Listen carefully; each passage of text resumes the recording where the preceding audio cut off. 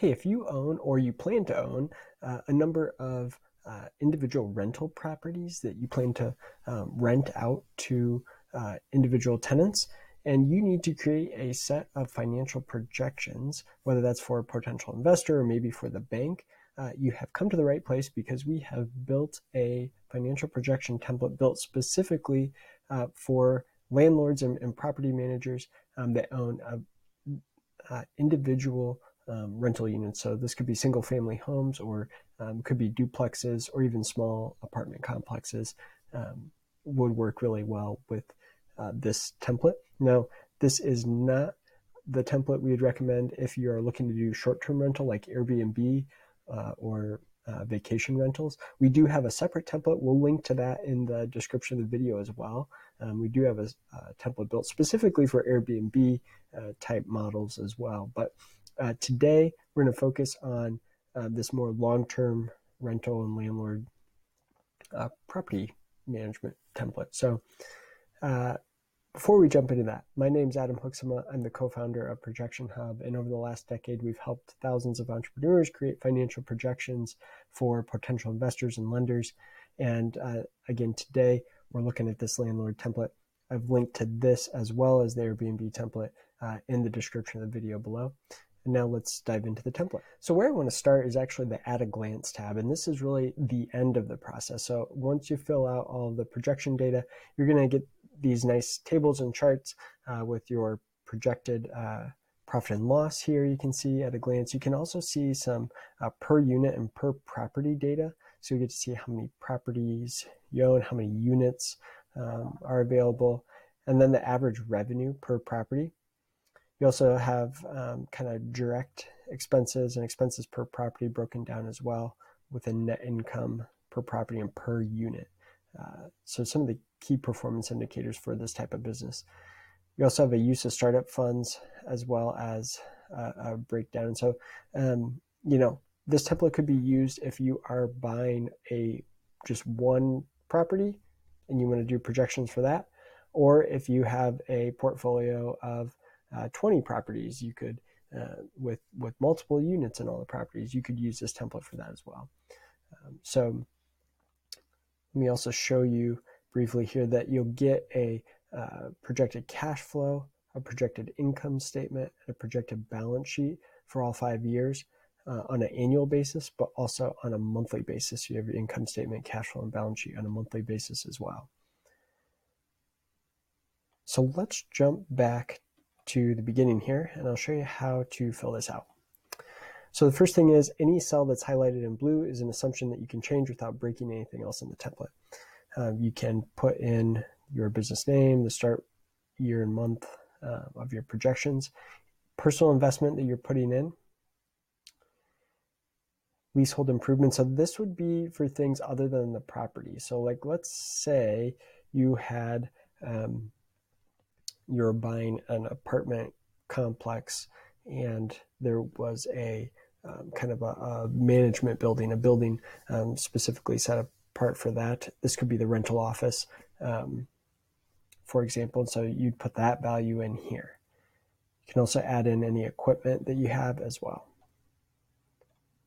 Now down here is where we get into adding the actual individual properties that you have. And so you have the ability to add in individual properties. You can select whether they are single unit or multi-unit properties. So I'm going to put these all in as multi-unit. Maybe we'll change the first one to single unit, for example. And you can actually say, well, we've got, let's say you bought 10 at a time. You could buy 10 single units at a time if you wanted to in this example. We're saying we purchased them. We have a purchase price per property, so you can put that in. Useful life in years. Salvage cost, the month that you purchased it. And then you have the ability to mortgage, basically add a mortgage for the property here. And then what is the mortgage rate that you're paying, the interest rate you're paying, and the number of months that's amortized. Now, you also do have the ability, if you wanted to, also say, okay, this particular property we're leasing, we're managing it, on behalf of the owner basically, or we're leasing the property and then we're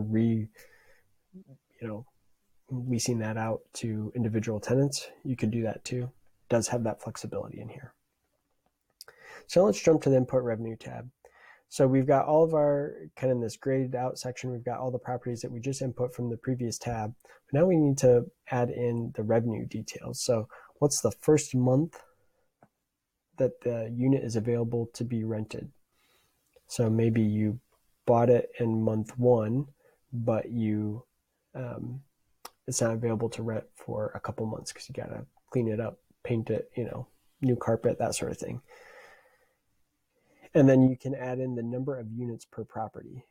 So maybe these are small, large houses, maybe that have multiple units, for example, or duplexes that you could have multiple units. And so you can then add an average rent per unit, a vacancy rate for the property. So saying 10%, that's kind of like saying 1 month out of the year. It would be near that 1 month out of the year. This, maybe it's in transition between one tenant to the next, and so you're vacant. And then you've got your monthly revenue per property, and then some individual costs. So utility cost, insurance cost per month, and these are all on a per property basis. So this is not a per unit basis, this is a per property. So keep that in mind as you fill that out. Your maintenance costs, your property taxes, and any other costs. All right, and then you'll be able to see kind of this projected revenue based on all of those assumptions. Ultimately, you'll see your total revenue and total cost of sales broken down. And now we have our other expense tab. So here we can just have your, your office rent, maybe your landscaping cost, maybe some of your expenses might be various.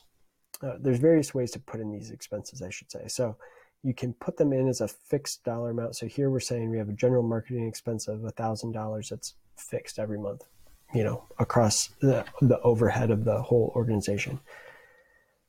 But then you also do some per property marketing. So each property might have its own marketing budget of, let's say, $150 per month, and you enter that in as a per property item. And there might be some fees or something that you have to pay on a per unit basis. And so you can select that here as well, per unit expenses. And then lastly, you can enter in a percentage of revenue. So some of your expenses, maybe a credit card processing fee, could be a percentage of revenue. You can enter that here. And then lastly, on the input side, we have our salaries tab. So if you have, maybe maintenance staff, you have a salaried office manager, property manager, maybe some assistants, leasing agents, that sort of thing, you could put in this table. There's a lot of space here. You can pick what month they're going to start. So maybe they don't start in month 1. Maybe you're going to hire this person at the beginning of year 2. And then that brings us full circle all the way back to our at a glance tab, where we can see based on the portfolio of properties, all the assumptions we have in here, here's what our financial results are going to look like.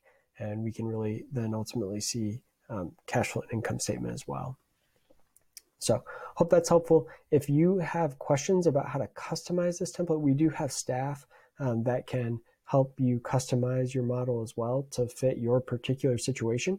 Or if you just have some simple questions, leave us a comment in the YouTube video comment section below, or reach out to us at support@projectionhub.com. We'd be happy to help. Thanks.